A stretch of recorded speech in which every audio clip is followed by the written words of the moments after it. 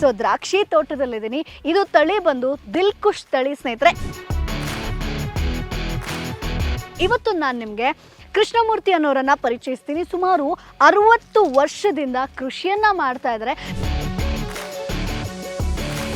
ಜೊತೆಗೆ ಇಲ್ಲೊಂದು 4.5 ಎಕರೆದಲ್ಲಿ ಕಂಪ್ಲೀಟ್ ದ್ರಾಕ್ಷಿ ಕೃಷಿಯನ್ನ ಮಾಡ್ತಾ ಇದ್ದಾರೆ. ಸೊ ಈಗ ಅವರಿಗೆ 80 ವರ್ಷ ವಯಸ್ಸು. ಸೊ ಯಾವ ರೀತಿಯಾಗಿ ದಿಲ್ಖುಷ್ ದ್ರಾಕ್ಷಿ ತಳಿಯನ್ನು ನಾವು ಬೆಳಿಬೇಕು, ಅದಕ್ಕೆ ಮಾರ್ಕೆಟ್ ಇದೆಯಾ, ಅಥವಾ ಈಗ ನಾವು ಬೆಳಿತೀವಿ ಅಂತಂದರೆ ಎಲ್ಲಿ ಸೇಲ್ ಮಾಡಬೇಕು, ಮೇಂಟೆನೆನ್ಸ್ ಆಗಿರ್ಬೋದು, ಅಥವಾ ಎಷ್ಟು ಒಂದು ಇನ್ವೆಸ್ಟ್ಮೆಂಟ್ ಬಂಡವಾಳ ಎಷ್ಟು ಹೂಡಬೇಕು, ಎಷ್ಟು ಆದಾಯ ಮಾಡ್ಬೋದು, ಇವೆಲ್ಲದರ ಬಗ್ಗೆ ಸಾಕಷ್ಟು ಮಾಹಿತಿಯನ್ನು ತಿಳಿಸ್ಕೊಡ್ತಾರೆ. ಮೊದಲನೇದಾಗಿ ಅವರನ್ನ ವೆಲ್ಕಮ್ ಮಾಡೋಣ, ಬನ್ನಿ. ಅಣ್ಣ ಹೇಗಿದ್ದೀರಾ? ನೋಡಮ್ಮ, ಹಿಂಗೆ ಇದ್ದೀರಿ. ಇನ್ನು ಗ್ರಾಮಾಂತರ ಪ್ರದೇಶದಲ್ಲಿ ವ್ಯವಸಾಯ ಮಾಡೋರು ಇನ್ನೆಷ್ಟು ಮಟ್ಟಿಗೆ ಚೆನ್ನಾಗಿರಕ್ಕೆ ಸಾಧ್ಯ. ಆದ್ರೂ ನೀವು ಕೃಷಿ ಮಾಡ್ಕೊಂಡು ಇಷ್ಟು ಗಟ್ಟಿಮುಟ್ಟಾಗಿ ಚೆನ್ನಾಗಿದ್ದೀರಾ. ಸೊ ಅದಕ್ಕೆ ಖುಷಿ ಅಣ್ಣ. ಅಲ್ಲ, ಖುಷಿನೇ. ಇದೆಲ್ಲ ಮಾಡಬೇಕಾದ್ರೆ ಸುಲಭವಾದ ಬದುಕಲ್ಲ. ಓಕೆ. ಇದೆಲ್ಲ ಇದಕ್ಕೆಲ್ಲ ಎಷ್ಟು ಕಷ್ಟಪಟ್ರಿ ನೀವು ಹಿಂದೆಯಿಂದಲೂ ಕೂಡ? ಹಿಂದೆಯಿಂದ 1 ಎಕರೆ ಪ್ರದೇಶಕ್ಕೆ ಸಸಿ ಹಾಕಬೇಕು, ಕೂಚ ಹಾಕಬೇಕು, ಕಂಬಿ ಹಾಕಬೇಕು. ಸುಮಾರು ಅವತ್ತಿನ ಕಾಲದಲ್ಲೇ 3 ಲಕ್ಷ 4 ಲಕ್ಷ ವೆಚ್ಚ ಮಾಡಿದಿರಿ ಒಂದು ಫರ್ ಎಕರ್ ಮೇಲೆ. ಓಕೆ. ಸೊ ಈಗಾದ್ರೆ ಎಷ್ಟು ಖರ್ಚಾಗ್ತಿತ್ತು? ಈಗಾದ್ರೆ 7-8 ಲಕ್ಷ ಆಗ್ತದೆ. ಓಕೆ. ಸೊ ಇದೀಗ ಎಷ್ಟು ವರ್ಷ ಆಯ್ತಣ್ಣ ಇದು ಕುಚ್ಚ ಎಲ್ಲ ಹಾಕಿ? ಇದು 18 ವರ್ಷ ಆಯ್ತು ಇದನ್ನ ಹಾಕಿ. ಓಕೆ. ಸೊ ಈಗ ಒಂದ್ಸತಿ ನಾವು ಹಾಕಿದ್ರೆ ದ್ರಾಕ್ಷಿ ಎಷ್ಟು ವರ್ಷದವರೆಗೆ ಬೆಳೆ ಕೊಡುತ್ತೆ? ಚೆನ್ನಾಗಿ ಮಡಿಕೊಂಡ್ರೆ ಆರೋಗ್ಯ, ಭೂಮಿ ಚೆನ್ನಾಗಿರ್ಬೇಕು, ನೀರು ಸ್ವೀಟ್ ನೀರಾಗಿರ್ಬೇಕು, ವಾಯುಗುಣ ಸರಿಯಾಗಿದ್ರೆ, ಲೋಡ್ ಹೆಚ್ಚಿಗೆ ತೆಗೆದ ಇದ್ರೆ ಒಂದು 20 ವರ್ಷ ಅಂದ್ರೆ 20ರಿಂದ 22 ವರ್ಷ ತೆಗಿಬಹುದು. ಓಕೆ. ಸೊ ಇದಕ್ಕಿಂತ ಸೀಸನ್ ಅಂತ ಇದೆಯಾ ಎಸ್ಪೆಷಲಿ ದಿಲ್ಖುಷ್ ತಳಿಗೆ? ಇದೆ. ಯಾವ ಸೀಸನ್? ಅಕ್ಟೋಬರ್ ನಲ್ಲಿ ಸಸಿ ಎಲ್ಲ ಚಪ್ರ ಆದ್ಮೇಲೆ ಅಕ್ಟೋಬರ್ ತಿಂಗಳಲ್ಲಿ ಕಟಿಂಗ್ ಹಾಕ್ತಿರಿ. ಓಕೆ. ಅಕ್ಟೋಬರ್, ನವೆಂಬರ್, ಡಿಸೆಂಬರ್, ಜನವರಿವರೆಗೂ ಕಟಿಂಗ್ ಹಾಕ್ತಾರೆ ಹಂತವಾಗಿ. ಅವು ಬರ್ತವೆ ಏಪ್ರಿಲ್, ಮೇ ವರೆಗೂ ಬೆಳೆಗಳು ಬರ್ತವೆ. ಒಂದ್ ಸಾರಿ ಬೆಳೆ ಬರ್ತದೆ, ಒಂದ್ ಸಾರಿ ಬೆಳೆ ಬರೋದಿಲ್ಲ. ಇದು ಹೇಳಕ್ ಬರಲ್ಲ. ಓಕೆ. ಸೊ ದಿಲ್ಖುಷ್ನ ಯಾಕೆ ನೀವು ಆಯ್ಕೆ ಮಾಡ್ಕೊಂಡಿದ್ದು? ಅದು ಟನ್ನೇಜ್ ಬರ್ತದೆ. ಈ ಬೆಂಗಳೂರು ಬ್ಲೂ ಆದ್ರೆ 5-6 ಟನ್ ಕಡೆ ಆಗ್ತದೆ. ಇದಾದ್ರೆ ಟನ್ನೇಜ್ ಬರ್ತದೆ. ಎಷ್ಟು ಟನ್ ಬರುತ್ತೆ ಸಾಧಾರಣ? ಇದು ಚೆನ್ನಾಗಿ ಬೆಳೆದ್ರೆ 30 ಟನ್ವರೆಗೂ ಬೆಳಿತಾರೆ. ನಾವೇ ಬೆಳೆದಿದ್ರೆ ಹಿಂದೆ ಒಂದ್ಸಾರಿ ಫಸ್ಟ್ ಕ್ರಾಪ್ ಅಲ್ಲ ಸೆಕೆಂಡ್ ಕ್ರಾಪ್ ನಲ್ಲಿ ಒಂದು ಎಕರೆ ಮೇಲೆ 35ರಿಂದ 40 ಟನ್ ಕೆಪಾಸಿಟಿ ಮಾಡಿದ್ರಿ. ಓಕೆ. ಸೊ ಈಗ ಇದು ಎಷ್ಟನೇ ಬೆಳೆ ಟೋಟಲ್ ಈಗ ಹಾಕಿ? ಇದಾಕಿ ಬೆಳೆ ವರ್ಷಕ್ಕೆ 2 ಕ್ರಾಪ್. ಒಂದು ಸೀಸನ್ ನಲ್ಲಿ ಇದಕ್ಕೆ ಬ್ಯಾಕ್ ಪ್ರೂನಿಂಗು, ಫ್ರೂಟ್ ಪ್ರೂನಿಂಗ್ ಅಂತ 2 ಇರ್ತದೆ. ಬ್ಯಾಕ್ ಪ್ರೂನಿಂಗ್ ನಲ್ಲಿ ಫಸಲ್ ಬರಲ್ಲ, ಅದನ್ನೇನಿದ್ರು ಬೆಳೆಸೋದು. ಫ್ರೂಟ್ ಪ್ರೂನಿಂಗ್ ನಲ್ಲಿ ಈ ಬಂಚಸ್ ಬರ್ತದೆ. ಓಕೆ. ಸೊ ಇದೀಗ ಎಷ್ಟು ತಿಂಗಳು? ಈಗ ಯಾವಾಗ ಇದು ಕಟ್ಟಿಂಗ್ ಹಾರ್ವೆಸ್ಟ್? ಇದು ಸುಮಾರು 70 ದಿವಸ 75 ದಿವಸ ಆಗ್ಬಿಟ್ಟದೆ. ಓಕೆ. ಸೊ ಹಾಗಾದ್ರೆ ಒಂದು ಏಪ್ರಿಲ್ ಅಲ್ಲಿ ಕಟ್ಟಿಂಗ್ ಆಗುತ್ತಾ? ಏಪ್ರಿಲ್ ಕೊನೆ ಹಂಚಿಗೆ. ಓಕೆ. ಸೊ ಸರಿ ಅಣ್ಣ, ಈಗ ನಾವು ದಿಲ್ಖುಷ್ ತಳಿನ ಆಯ್ಕೆ ಮಾಡ್ಕೋತೀವಿ ಅಂತಂದ್ರೆ 4.5 ಎಕರೆಗೆ ಹೆಂಗೆ ಡಿವೈಡ್ ಮಾಡ್ಕೋಬೇಕು? ಈಗ ಈ ಅಂತರ ಆಗಿರ್ಬೋದು, ಸಾಲಿಂದ ಸಾಲ ಎಲ್ಲ ಇದೆ. ಹಾರ್ಟಿಕಲ್ಚರ್ ನಲ್ಲಿ ಇದರದೇ ಆದ ಒಂದು ಪುಸ್ತಕ ಇದೆ. ಅದನ್ನ ಈ IHR ಇವರು ಇದಾರಲ್ಲ, ನಮ್ಮ ಹೆಸರುಘಟ್ಟ ಹಾರ್ಟಿಕಲ್ಚರ್ನವರು, ಹಣ್ಣುಗಳೇ ಸಂಶೋಧನೆ ಮಾಡೋ ಕೇಂದ್ರ ಇದೆ. ಅಲ್ಲಿ ಎಲ್ಲಾ ಲೆಕ್ಕ ಇದೆ. ಸಸಿ ಇಷ್ಟು ಸಾಲಿಂದ ಸಾಲ. ಇದೀಗ ಎಷ್ಟು ಹಾಕಿದೀರಾ? 11 ಅಡಿ. ಇದು 11 ಅಡಿ. 5.5 ಅಡಿ. ಇದು ಇಷ್ಟೇ ಎತ್ತರ ಇರಬೇಕು ಅಂತ ಕೆಲಸ ಮಾಡಕ್ ಬೇಕಲ್ಲ.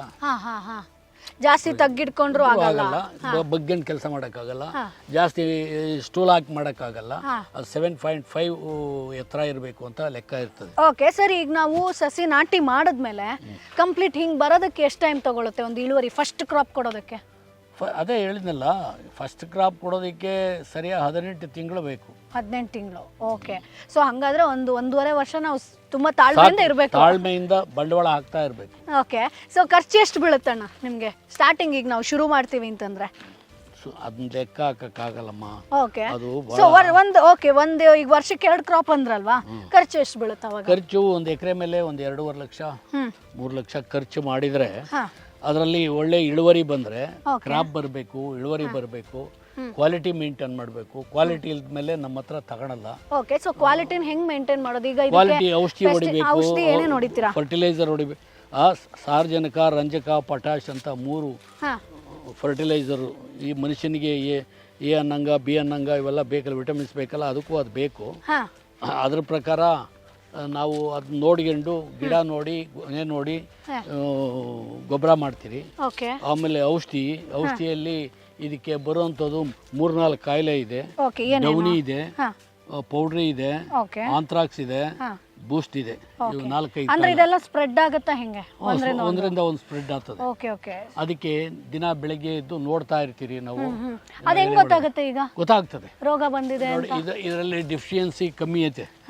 ಸೊ ಎಲ್ಲ ಆಗ್ತಾ ಹೋಗ್ತದೆ. ಅದಕ್ಕೆ ಏನ್ ಮಾಡಬೇಕು, ಈ ಗ್ರೀನ್ ಶೇಡ್ ಎಲೆ ಅಗಲ ಬರಲಿಲ್ಲ ಅಂದ್ರೆ, ಕಾಯಿ ಸೈಜ್ ಬರಲಿಲ್ಲ ಅಂದ್ರೆ ಅದು ನೋಡ್ತಾ ನಮಗೆ ಅದು ಗೊತ್ತಾಗ್ತದೆ. ಅವಾಗ ನೀವು ಔಷಧಿ ಹೊಡಿತೀರಾ? ಓಕೆ. ಅದು ಬಿಟ್ಟು ಈಗ ಕೊಟ್ಟಿಗೆ ಗೊಬ್ಬರ ಅದೆಲ್ಲ ಹಾಕ್ಬೇಕಾ? ತಿಂಗಳಿಗೊಮ್ಮೆನಾ ಹೆಂಗೆ? ಇಲ್ಲ, 1 ವರ್ಷಕ್ಕೆ ಒಂದ್ಸರಿ ಅಷ್ಟೇ.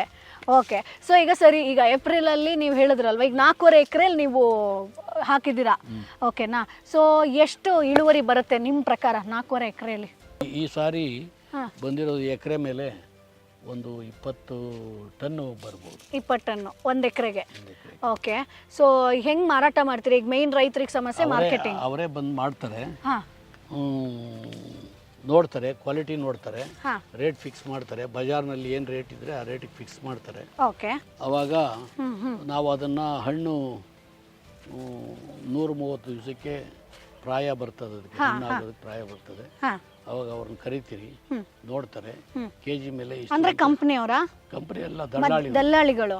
ಓಕೆ. ಸೊ ದಲ್ಲಾಳಿಗಳು ಬಂದು ಏನೇನು ಚೆಕ್ ಮಾಡ್ತಾರೆ? ಕ್ವಾಲಿಟಿ ನೋಡ್ತಾರೆ, ಓಕೆ, ಸೈಜ್ ಎಷ್ಟು ಮಟ್ಟಿಗೆ ಬಂದಿದೆ ಅಂತ ನೋಡ್ತಾರೆ. ಆ ಬಜಾರ್ನಲ್ಲಿ ಪಾಸ್ ಆಗಬೇಕಲ್ಲ ಅವ್ರಿಗೆ, ಅದರ ನೋಡ್ಕೊಂಡು ರೇಟ್ ಫಿಕ್ಸ್ ಮಾಡ್ತಾರೆ. ಓಕೆ.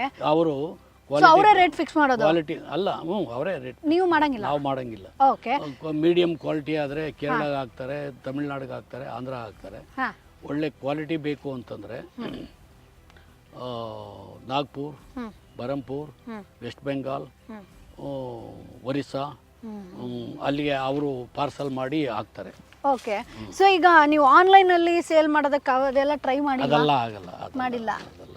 ಓಕೆ. ಬೆಂಗಳೂರಿಗೆಲ್ಲ ಒಂದು 10 ಟನ್ ತಗೊಂಡೋದ್ರೆ ಅಲ್ಲಿಗೆ ಸಾಕಾಗುತ್ತೆ. ಓಕೆ. ಸೊ ಈಗ ಅಂದಾಜಿಗೆ ನಮಗೆ ಒಂದು 4.5 ಎಕರೆಯಲ್ಲಿ ಇಳುವರಿ ಬಂತು ಅಂತಂದ್ರೆ ಎಷ್ಟು ಪ್ರಾಫಿಟ್ ಮಾಡ್ಬೋದಣ್ಣ ನಾವು? ಏನಮ್ಮ, ಒಂದು ಸಾರಿ ಒಂದು ಲೆಕ್ಕ. ನಿಮಗೊಂದು ಲಾಸ್ಟ್ ಇಯರ್ ಇಷ್ಟು ಬಂದಿದೆ ಅಂತ ಖರ್ಚೆಲ್ಲ ಹೋಗಿ ಒಂದು 12 ಲಕ್ಷ ಸಿಕ್ಕಿತ್ತು. ಓಕೆ. ರೇಟ್ ಬರಲಿಲ್ಲ. ಸೊ ರೇಟ್ ಯಾವಾಗಣ್ಣ ಚೆನ್ನಾಗಿ ಸಿಗುತ್ತೆ? ಈಗ ಫಾರ್ ಎಕ್ಸಾಂಪಲ್ ಹೂ ಅಂತಂದ್ರೆ ಹಬ್ಬದ ಟೈಮ್. ಹೇಳ್ತೀನಿ ಕೇಳ್ರಿ. ಈಗ ದೇಶದಲ್ಲಿ ಎಲ್ಲಾ ಕಡೆನೂ ಬೆಳಿತಾರೆ. ಈಗ ಎಲ್ಲಾ ರಾಜ್ಯದಾಗೂ ಬೆಳಿತಾರೆ. ಸಪ್ಲೈ ಜಾಸ್ತಿ ಇದೆ. ಸಪ್ಲೈ ಒಂದು ಕಡೆ ಇದಿರ್ತದೆ, ಏನು ಸಪೋಟ, ಒಂದು ಕಡೆ ಮೂಸಂಬಿ ಇರ್ತದೆ. ಆಂಧ್ರ ಅಲ್ಲ ಮೂಸಂಬಿ, ನಮ್ಮಲ್ಲಿ ಗ್ರೇಪ್ಸು, ಬೆಂಗಳೂರಿಗೂ ಒಂದು ಕಡೆ ಬೆಳಿತಾರೆ. ಆ ಸೀಸನ್ನಲ್ಲಿ ಏನಾಗ್ತದೆ, ಇವಾಗ ಆರೆಂಜ್ ಬಂದ್ಬಿಟ್ಟದೆ. ಇವತ್ತಿಂದ ಮುಂಚೆ ಹಾಕಿರೋ ಪ್ರೂನಿಂಗು ಈ ತಿಂಗಳು ಕೊನೆಯಿಂದ ಹಾರ್ವೆಸ್ಟ್ ಮಾಡ್ತಾರೆ. ಅಷ್ಟೊತ್ತಿಗೆ ಆರೆಂಜ್ ಬಂದಿರ್ತದೆ. ಆರೆಂಜ್ ಬಂದಾಗ ಆರೆಂಜ್ ಇಲ್ಲದೆ ಇದ್ದರೆ ಇದ್ರ ಮಾರ್ಕೆಟ್ ಇನ್ನು ಸ್ವಲ್ಪ ಮೇಲಕ್ಕೆ ಹೋಗ್ತದೆ. 3-4 ಬಂದ್ಬಿಟ್ರೆ. ಹೌದು. ಆಮೇಲೆ ಇನ್ನೊಂದು ಎಲ್ಲರೂ ಬೆಳೆಯೋಕೆ ಶುರು ಮಾಡಿದ್ರೆ ಹಂಗೂ ಜಾಸ್ತಿ ಆಗುತ್ತೆ, ಸಪ್ಲೈ ಜಾಸ್ತಿ ಆಗುತ್ತೆ, ಪ್ರೈಸ್ ಡೌನ್ ಆಗುತ್ತೆ. ಅದೇ ಮಾವು ಇರ್ಬೋದು, ಸಿಕ್ಕಾಪಟ್ಟೆ ಹಾಕ್ತಾರೆ ಮಾರ್ಕೆಟ್ನಲ್ಲಿ. ಅದನ್ನ ಕೊಂಡಷ್ಟು ಜನ, ತಿನ್ನೋಷ್ಟು ಜನ ಇರಲ್ಲ. ಹೊರಗಡೆ ಎಲ್ಲ ಸಾಗಿಸ್ಬೇಕು. ಅವಾಗೇನಾಯ್ತು, ಮೊನ್ನೆ ಹೋದ್ ಸಾರಿ ನಾವು ಲಾಸ್ ಹೊಂದ್ಬಿಟ್ರಿ. ಕಾರಣ ಏನು ಅಂದರೆ, ಈ MP ಎಲೆಕ್ಷನ್ ಬಂತಲ್ಲ. ಹೌದು. MP ಎಲೆಕ್ಷನ್ನು ಬಂದಾಗ ಆಲ್ ಓವರ್ ಇಂಡಿಯಾ ಒಂದೇ ಸಾರಿ ಎಲೆಕ್ಷನ್ ಮಾಡೋದು. ಇಲ್ಲಿಂದ ಲಾರಿಗಳು ಹೋಗ್ಬೇಕು ರಾಜ್ಯದಿಂದ ರಾಜ್ಯಕ್ಕೆ. ಅದು ಸ್ವಲ್ಪ ರಿಸ್ಟ್ರಿಕ್ಷನ್ಸ್ ಮಾಡಿದರು. ಹಣ ಇಲ್ಲಿಂದ ಅಲ್ಲಿಗೆ ಸಾಗಿಸ್ತಾರೆ, ಅಲ್ಲಿಂದ ಸಾಗಿಸ್ತಾರೆ ಅಂತ. ಅವರು ಹಣ ತಗೊಂಬಂದು ಇಲ್ಲಿ ವ್ಯಾಪಾರ ಮಾಡೋಕ್ಕೆ ಮಧ್ಯವರ್ತಿಗಳಿಗೂ ತಾಪತ್ರೆ ಆಯಿತು ಅವ್ರಿಗೂ. ಹಾಗೆ ಹಿಂಗೆ ಮಳೆಗಳಾಗಿ ಸ್ವಲ್ಪ ನುಕ್ಸಾನು, ರೈತನು ಅದಕ್ಕೆ ಏಳಿಗೆ ಆಗಿಲ್ಲ. ಸೊ ನಿಮ್ಮ ಪ್ರಕಾರ ಅಣ್ಣ, ರೈತರು ಹೆಚ್ಚು ಲಾಭ ಮಾಡ್ತಾರಾ, ಮಧ್ಯವರ್ತಿಗಳು ಹೆಚ್ಚು ಲಾಭ ಅಲ್ಲ, ಸಮಯ ಸೇಲ್ ಮಾಡೋರು ಅದಕ್ಕೆ ಕೇರ್ ಸಿಟಿ ಆಗಿಬಿಟ್ರೆ ನಮಗೂ ಲಾಭ ಬಂದ್ಬಿಡ್ತದೆ. ಜಾಸ್ತಿ ಬೆಳವಣಿಗೆ ಇದ್ದು, ಬೆಳವಣಿಗೆ ತಿನ್ನೋ ಜನ ಜಾಸ್ತಿ ಇದ್ದಾಗ, ಬೆಳೆ ಜಾಸ್ತಿ ಇದ್ರೆ, ಅವಾಗ ಕಮ್ಮಿ ಇದ್ರೆ ನಮ್ತಾಗ ಅದರ ಮಾರ್ಕೆಟ್ ಬಂದ್ಬಿಡ್ತದೆ. ನಾವು ತಿನ್ನೋದಕ್ಕಿಂತ ಹೆಚ್ಚಾಗಿ ನಾವು ಬೆಳೆದ್ಬಿಟ್ಟಾಗ ಅವಾಗ ಏನಾಗ್ತದೆ, ಕೊಂಡೋರು ಇಲ್ದಂಗೆ ಆಗ್ತದೆ. ಕರೆಕ್ಟ್. ಓಕೆ. ಸೊ ಈಗ ನಿಮ್ಮದು ಮುಂದೆ ಫ್ಯೂಚರ್ ಪ್ಲಾನ್ ಏನಣ್ಣ? ಈಗ ನೀವು 80 ವರ್ಷ ಆಗಿದೆ, ಆಗಿದೆ. So, ಕೃಷಿ ಮಾಡ್ತಾ ಇದ್ದೀರಾ, ನಿಮ್ಗೊಂದು ಕನಸು ಅಂತ ಇರುತ್ತಲ್ಲ ಕೃಷಿಯಲ್ಲಿ ಕನಸು ಯಾರೂ ಕನಸನ್ನಿಟ್ಕೊಂಡು ಮಾಡೋಕ್ಕಾಗಲ್ಲ. ಇಲ್ಲ. ಓಕೆ. ಅದು ಝೀರೋಗೆ ಬರ್ತದೆ. ಏನು ಮಾಡ್ಬೋದು ಅಂದರೆ, ಈಗ ನಾವು ನಮ್ಮ ತಂದೆ ನಮ್ಮ ತಾತ ಅವರು ಒಂದಿಷ್ಟು ಭೂಮಿ ಮಾಡಿದರು, ನಮ್ಮ ಅಪ್ಪ ಅವರು ಒಂದು ಚೂರು ಮಾಡಿದರು, ನಾವು ಒಂದಷ್ಟು ಅದಕ್ಕೆ ಒತ್ತು ಕೊಟ್ಟು ಜಾಸ್ತಿ ಮಾಡಿದ್ರಿ. ಒಂದು 25 ಎಕರೆ ಇದೆ. ಹೊಟ್ಟೆ ಕಟ್ಟಿ ಬಟ್ಟೆ ಕಟ್ಟಿ ಭೂಮಿ ಉಳಿಸ್ಕೊಂಬಂದಿದ್ದೀರಿ. ಈಗ ಏನಾಗ್ತದೆ ಅಂತಂದರೆ, ಈ ಕಡೆಯಿಂದ ಬೆಂಗಳೂರು ಸಿಟಿ 26 ಕಿಲೋಮೀಟ್ರು ಹರಿದು ಬರ್ತದೆ, ಮುಂದಕ್ಕೆ ಬರ್ತಾ ಇರ್ತದೆ. ಅವಾಗ ಏನು ಮಾಡ್ತದೆ ಅಂದರೆ, ಈ ಭೂಮಿನ ಒಂದು ಕುಂಟೆ 1 ಲಕ್ಷ ಇರೋದು 10 ಲಕ್ಷ ಆಗ್ತದೆ, 15 ಲಕ್ಷ ಆಗ್ತದೆ. ಅದನ್ನು ಕಾದ್ಕೊಂಡಿದ್ದು ಅದರೊಳಗೆ ನಿರೀಕ್ಷಣೆ ವಯಸ್ಸಾದ ಕಾಲದಾಗ ಏನೋ ಒಂದಿಷ್ಟು ಶೇರ್ ಮಾರಿ ಹಾಕಿ ಒಂದಿಷ್ಟು ಬಾಡಿಗೆ, ದೇಶ ಹೋದಂಗೆ ಹೋಗ್ಬೇಕಲ್ಲ, ಹೆಂಗೆ ನಡೀತದೋ ಹಂಗೆ ಅದಕ್ಕೆ ಹೊಂದ್ಕೊಂಡು ಹೋಗಂಗೆ ಒಂದಿಷ್ಟು ಬಾಡಿಗೆ ಮನೆ ಮಾಡೋದು, ಬಾಡಿಗೆ ಕೊಟ್ಕೊಳೋದು. ಬಟ್ ಈಗ ನಿಮ್ದು ತಂದೆಯವರು ಕೃಷಿ ಮಾಡ್ತಾ ಇದ್ರು, ನೀವು ಕಂಟಿನ್ಯೂ ಮಾಡಿದ್ರಿ. ಸೊ ನಿಮ್ಮ ಮಕ್ಕಳು ಮೊಮ್ಮಕ್ಕಳು ಇಲ್ಲ, ಅವರೆಲ್ಲ ಇನ್ಯಾರು ಬರಲ್ಲ ಬಿಡ್ರಿ ಈ ಫೀಲ್ಡ್ಗೆ, ಯಾರು. ಇದನ್ನ ಕಂಟಿನ್ಯೂ ಮಾಡೋರು ಯಾರು ಕೃಷಿನ? ಏನಿಲ್ಲ, ಇದು ಬೀಡಿರ್ತದೆ ಅಷ್ಟೇ. ಇನ್ನ ನಾವು ಕೈಲೂ ಮಾಡೋಕ್ಕಾಗದಂಥ ಪರಿಸ್ಥಿತಿ ಬಂದ್ಬಿಟ್ಟದೆ, ಬೀಡಿರ್ತದೆ.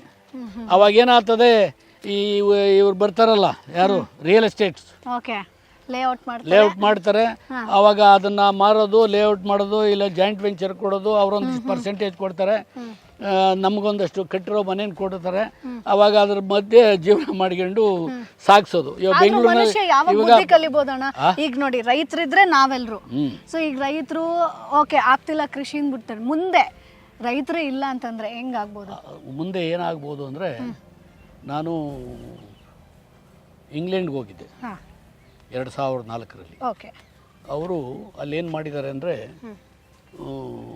100 ಎಕರೆ ಅಲ್ಲ, 500 ಎಕರೆ 1000 ಎಕರೆ ಒಬ್ಬ ಫಾರ್ಮರ್ಸು. ಅವನು ಒಂದು ಉದ್ಯಮ, ಒಂದು 20-40 ಜನನ ಲೇಬರ್ನ, ಅವ್ರ ಮಕ್ಕಳನ್ನು ಅವರೇ ಓದಿಸೋದು, ಆರೋಗ್ಯ, ಬಟ್ಟೆ ಎಲ್ಲ ಅವ್ರದ್ದೇ. ಗೊತ್ತಾಯ್ತಾ? ಅವನು ಎಲ್ಲ ಮಿಷಿನರಿ ಒಳಗೆ ಮಾಡ್ತಾರೆ ವಿಶಾಲವಾಗಿ.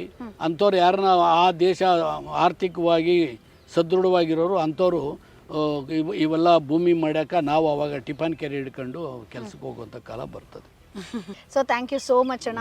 ನಿಮ್ಮ ಈ ಕೃಷಿಲಿ ಕಷ್ಟನೋ ಸುಖನೋ ಅದನ್ನ ಮಾಡ್ತಾ ಮಾಡಿಕೊಂಡು ಬಂದಿದ್ರಿ. ಅದು boss Vala, B the boss.